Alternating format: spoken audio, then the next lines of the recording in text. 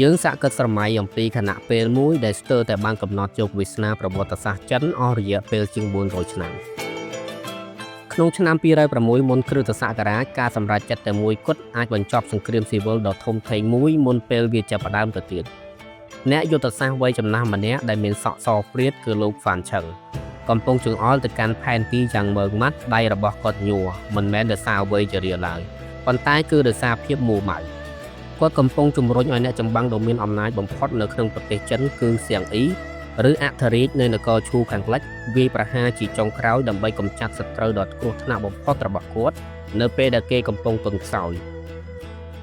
សត្រូវម្នាក់នោះគឺបរិសុទ្ធឈ្មោះលាវប៉ាងដែលកំពុងអង្គុយផឹកស្រាទាំងភ័យព្រួយនៅក្បែរនោះហើយកំពុងរស់រានមានជីវិតបានតែដោយសារប្រាជ្ញារបស់គេប៉ុណ្ណោះប៉ុន្តែសៀងអ៊ីដែលមានអំនួតបានបដិសេធការដាស់តឿននេះគេនៅក្មេងគេគឺជាអ្នកបង្ក្រាបរាជវង្សឈិនដ៏ខ្លាំងក្លាហើយគេមានមោទនភាពគួរហេតុភាពមួម៉ៅរបស់អ្នកយុទ្ធសាស្ត្រហ្វានឆឹងគឺធំធេងណាស់ព្រោះគាត់មើលឃើញអ្វីដែលអ្នកចម្បាំងអំនួតមើលមិនឃើញគាត់មិនត្រឹមតែមើលឃើញមនុស្សម្នាក់ប៉ុណ្ណោះទេប៉ុន្តែគាត់មើលឃើញចក្ខុវិស័យគាត់មើលឃើញពីល្បិចនយោបាយដែលនឹងអនុញ្ញាតឲ្យសត្រូវសាមញ្ញម្នាក់នេះទិញយកបេះដូងប្រជារាស្ត្រហើយនៅទីបំផុតនឹងដណ្ដើមយកអាណាចក្រពីអ្នកចម្បាំងដ៏អស្ចារ្យសៀងអ៊ីហ្វានចឹងជាខួរក្បាលពិតប្រាកដនៅពីក្រោយកងទ័ពឈូនិងជាបរិសុទ្ធដែលមានមហាយុទ្ធសាស្ត្រយោធាដ៏ឆ្លៀសវៃរបស់គាត់ប្រសិនបើត្រូវបានអនុវត្តតាមនោះវានឹងធានាបាននៅនិរន្តរភាពនៃនគរឈូហើយនឹងផ្លាស់ប្ដូរអនាគតរបស់ប្រទេសចិនទាំងស្រុងហ្វានឆឹងបានចាប់កំណើតនៅប្រហែលឆ្នាំ277មុនគ្រិស្តសករាជក្នុងអំឡុងទសវត្សរ៍ចុងក្រោយនៃសម័យនគរចម្បាំងដែលជាសម័យកាលនៃសង្គ្រាមបង្ហូរឈាមមិនចេះចប់គាត់បានឃើញនគរកំណើតរបស់គាត់គឺនគរឈូត្រូវបានបំផ្លាញជាប្រព័ន្ធដោយភាពសាហាវឃោរឃៅនៃរាជវង្សឈិននៅឆ្នាំ221មុនគ្រិស្តសករាជនគរឈិនបានសម្រេចការបង្រួបបង្រួមទាំងស្រុងដោយបង្កើតអាណាចក្រដំបូងគេបង្អស់ហ្វានឆឹងដែលជាអ្នកយុទ្ធសាស្ត្រយោធាដ៏ជំនាញបានដកខ្លួនចេញពីសង្គមគាត់បានរស់នៅនិងចំណាយជីវិតភាគច្រើនរបស់គាត់ជាអ្នកលាក់ខ្លួននៅជូឆៅគាត់គឺជាខ្លាចាស់ដែលជាមេយុទ្ធសាស្ត្រកំពុងរងចាំឱកាសរបស់ខ្លួនឱកាសនោះបានមកដល់នៅឆ្នាំ209មុនគ្រិស្តសករាជនៅពេលដែលអធិរាជឈិនស៊ីហួងបានសោយទីបង្គត់ហើយអាណាចក្រក៏ចាប់ផ្ដើមបែកបាក់យ៉ាងឆាប់រហ័សការបះបោរបានផ្ទុះឡើងគ្រប់ទីកន្លែងក្នុងចំណោមនោះកម្លាំងដែលខ្លាំងជាងគេគឺចលនារបស់ត្រកូលសៀងដែលជាត្រកូលយោធាជាន់ខ្ពស់នៃនគរឈូក្នុងវ័យ69ឆ្នាំហ្វានឆឹងបានចេញពីការលាក់ខ្លួនលោកបានធ្វើដំណើរទៅជួបមេបញ្ជាការកំពូលនៃពួកបះបោរឈូគឺសៀងលៀងត្រូវជាពូរបស់សៀងអ៊ីដំបូងនឹងមានយុទ្ធសាស្ត្រដំបូងបំផុតរបស់លោកគឺចក្ខុវិស័យដ៏ជ្រាលជ្រៅខណៈពេលដែលអ្នកដទៃផ្ដោតលើសមរភូមិហ្វានឆឹងបែរជាផ្ដោតលើភាពស្របច្បាប់នៃនយោបាយលោកបានផ្ដោតដំបូងនឹងមានដល់សៀងលៀងថាដើម្បីបង្រួបបង្រួមប្រជាជនឈូនិងតាក់ទាញការគ្រប់គ្រងពិតប្រាកដយើងមិនអាចគ្រាន់តែវាយតប់គ្នានោះទេយើងត្រូវតែធ្វើឲ្យគេឃើញថាយើងជាក្បាលម៉ាស៊ីនរាជការស្របច្បាប់យើងត្រូវតែស្វែងរកកូនចៅនៃរាជវង្សឈូហើយលើកគេឲ្យឡើងសោយរាជ្យសៀងលៀងបានស្ដាប់តាមហើយបានលើកអ្នកបន្តវេនម្នាក់ឲ្យឡើងគ្រងរាជ្យជាស្ដេចហ៊ូយទី2នៃនគរឈូចលនានេះបានធ្វើឲ្យប្រជាជនឈូជាច្រើនសន្ធឹកសន្ធាប់មកចូលរួមជាមួយបព្វហេតុនេះធ្វើឲ្យពួកគេមិនមែនគ្រាន់តែជាពួកបះបោរឡើយប៉ុន្តែជានគរដែលមានស្ដេចត្រឹមត្រូវវាគឺជាយុទ្ធសាស្ត្រដ៏អស្ចារ្យដំបូងគេរបស់មេយុទ្ធសាស្ត្ររូបនេះទោះជាយ៉ាងណាក៏ដោយគ្រោះមហន្តរាយបានកើតឡើងនៅឆ្នាំ208មុនគ្រិស្តសករាជនៅពេលដែលសៀងលៀងត្រូវបានសម្លាប់ក្នុងសមរភូមិអំណាចដឹកនាំកងទ័ពឈូដ៏សម្បើមបានធ្លាក់ទៅក្នុងដៃក្មួយប្រុសដ៏ខ្លាំងពូកែប៉ុន្តែមានចិត្តឆាវឆាវគឺសៀងអ៊ីសៀងអ៊ីគឺជាអ្នកចម្បាំងដែលគ្មានគូប្រៀបគេមិនត្រឹមតែឈ្នះសមរភូមិប៉ុណ្ណោះទេប៉ុន្តែគេបានកំទេចសត្រូវឲ្យខ្ទេចខ្ទីប៉ុន្តែគេត្រូវការខួរក្បាលដើម្បីដឹកនាំកម្លាំងទាំងនោះគេបានទទួលស្គាល់ចំណុចនេះនៅក្នុងខ្លួនអ្នកយុទ្ធសាស្ត្រវ័យជរាដែលបានដឹកនាំពូរបស់គេសៀងអ៊ីបានហៅហ្វានឆឹងថាយ៉ាហ្វូដែលមានន័យថាឪពុកទី2ប៉ុន្តែចក្ខុវិស័យរបស់ហ្វានឆឹងគឺធំធេងជាងការគ្រាន់តែឈ្នះសមរភូមិលោកយល់អំពីធម្មជាតិនៃចំនួនក្រោយសម័យនគរឈិនលោកមើលឃើញការតស៊ូរវាងនគរឈូនិងសៀងអ៊ីនិងគូប្រជែងផ្សេងទៀតថាជាយុទ្ធសាស្ត្រដែលមានអ្នកឈ្នះតែម្នាក់វាមិនគ្រប់គ្រាន់ទេដែលគ្រាន់តែធ្វើជាមេដឹកនាំក្នុងចំណោមស្ដេចដទៃទៀតដើម្បីស្ថិរភាពពិតប្រាកដគូប្រជែងទាំងអស់ត្រូវបានកម្ចាត់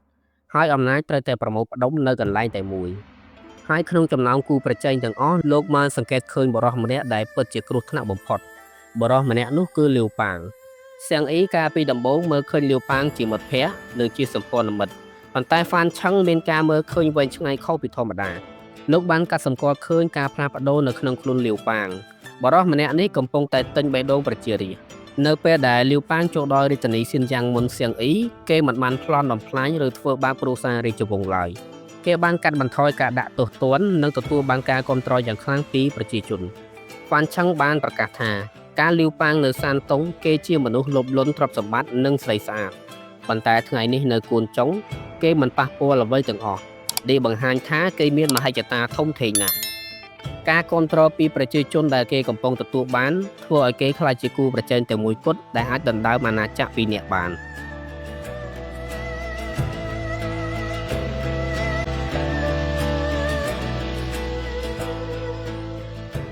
យើងត្រឡប់ទៅរកគណៈពេលដែលបានរៀបរាប់នៅដើមរឿងដែលជាបរាជ័យយុទ្ធសាស្ត្រដ៏ធំបំផុតដែលនឹងកំណត់ជោគវាសនារបស់សៀងអ៊ី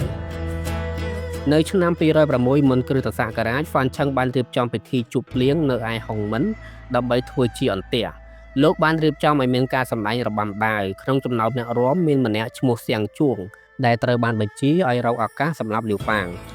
ភាពតានតឹងគឺខ្លាំងក្លាបំផុតអ្នកយុទ្ធសាស្ត្រអ្វីចំណាស់រូបនេះព្យាយាមធ្វើសញ្ញាប្រាប់សៀងអ៊ីជាច្រើនដងឲ្យចេញបញ្ជាបញ្ចប់ជីវិតសត្រូវ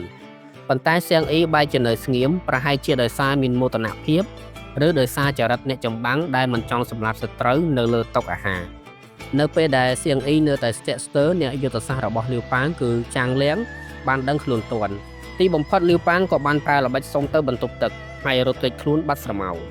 ផែនការទាំងមូលត្រូវបានបរាជ័យដោយសារតែភាពស្ទាក់ស្ទើរតែមួយពព្រិចភ្នែករបស់បរិសដែលហ្វានឆឹងចង់បំរើនោះឯងនៅពេលដឹងថាលាវប៉ាងបានរត់រួចហ្វានឆឹងមានការខឹងសម្បារយ៉ាងខ្លាំងលោកបានយកដំបងវាយកំទេចថាសត្បូងមរកតដែលលាវប៉ាងបានទុកឲ្យជាកាដូរហូតតិចជាបំណែក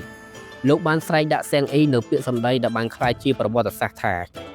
អ្នកសោចណាស់ក្មេងម្នាក់នេះមិនស័ក្តិសមនឹងពិភាក្សាផែនការជាមួយយើងឡើយលាវប៉ាងប្រកាសជាអ្នកដែលដណ្ដើមអាណាចក្រពីសៀងអ៊ីហើយយើងទាំងអស់គ្នានឹងក្លាយជាអ្នកទោសរបស់គេនេះមិនមែនជាការជេរប្រតិចឡើយប៉ុន្តែវាគឺជាការទស្សន៍ទាយយុទ្ធសាស្ត្រដ៏ត្រឹមត្រូវបំផុតមហាយុទ្ធសាស្ត្រយោធារបស់ហ្វានឆឹងគឺផ្អែកលើការកម្ចាត់គូប្រជែងឲ្យអស់ពីឫសគល់ជាជាងការបែងចែកអំណាចបែបសក្តិភូមិសៀងអ៊ីចង់ធ្វើជាមេស្ដេចដែលគ្រប់គ្រងលើស្ដេចដទៃទៀតប៉ុន្តែហ្វានឆឹងយល់ថាសម័យកាលនោះបានកន្លងផុតទៅហើយអំណាចត្រូវតែប្រមូលផ្ដុំហើយរាល់គូប្រជែងដែលមានចក្ខុវិស័យត្រូវបានលុបបំបាត់ចោលនៅពេលដែលពួកគេនៅទន់ខ្សោយ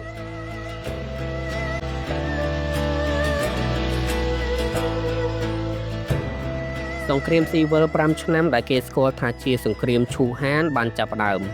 មួយរយៈធំកងទ័ពឈូក្រោមការដឹកនាំយុទ្ធសាស្ត្ររបស់ហ្វានឆឹងបានធ្វើឲ្យលាវប៉ាងពិបាកទប់ទល់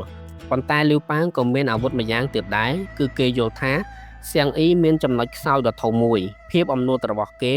ធ្វើឲ្យគេងាយនឹងមានចិត្តសង្ស័យលើមនុស្សជុំវិញខ្លួននៅឆ្នាំ204មុនគ្រិស្តសករាជអ្នកយុទ្ធសាស្ត្ររបស់លាវប៉ាងគឺលោកឈិនភីងបានប្រើប្រាស់មាសចំនួន 40,000 តម្លឹងដើម្បីទិញយកភាពសង្ស័យរបស់សៀងអ៊ីគេបានជួលមនុស្សទៅឲ្យផ្សព្វផ្សាយពាក្យចចាមអារាមថាហ្វានឆឹងកំពុងរៀបចំផែនការក្បត់សៀងអ៊ី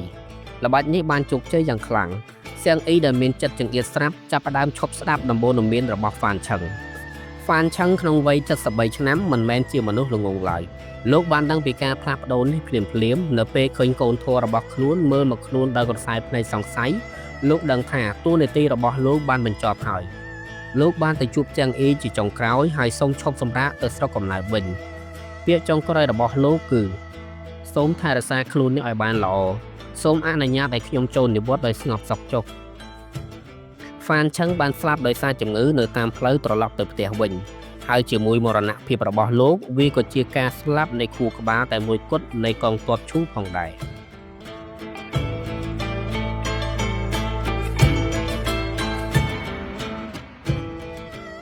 បើគ្មានហ្វានឆឹងសៀងអ៊ីគ្រាន់តែជាអ្នកចម្បាំងដែលមានតែកម្លាំងបាយប៉ុន្តែគ្មានបញ្ញាដឹកនាំនៅឆ្នាំ202មុនគ្រិស្តសករាជសៀងអ៊ីត្រូវបានឡោមព័ទ្ធនៅសមរភូមិកៃសៀហើយចុងក្រោយបានសម្រេចចិត្តសម្លាប់ខ្លួននគរឈូក៏ត្រូវបានរលាយសាបសូន្យលាវប៉ាងដែលបានក្លាយជាអធិរាជដំបូងនៃរាជវង្សហានបាននិយាយទៅកាន់មន្ត្រីរបស់គេថាវាជារឿងគួរឲ្យស្ដាយដែលសៀងអ៊ីមានហ្វានឆឹងដែលជាមនុស្សពូកែ ប ប៉ុន្តែគេមិនចេះប្រើប្រាស់លោកហ្វានឲ្យបានត្រឹមត្រូវនេះគឺជាមរតកពិតប្រាកដរបស់ហ្វានឆឹងលោកមិនមែនត្រឹមតែជាអ្នករៀបចំផែនការសមរភូមិប៉ុណ្ណោះទេប៉ុន្តែលោកគឺជាមេយុទ្ធសាស្ត្រនយោបាយដ៏អស្ចារ្យឈ្មោះរបស់ហ្វានឆឹងនៅតែស្ថិតក្នុងវប្បធម៌ចិនរហូតមកដល់សព្វថ្ងៃជាតំណាងនៃបញ្ញវន្តដែលត្រូវបានគេស្គាល់គេគោរពប៉ុន្តែត្រូវបានគេមើលរំលងរហូតដល់វិនាស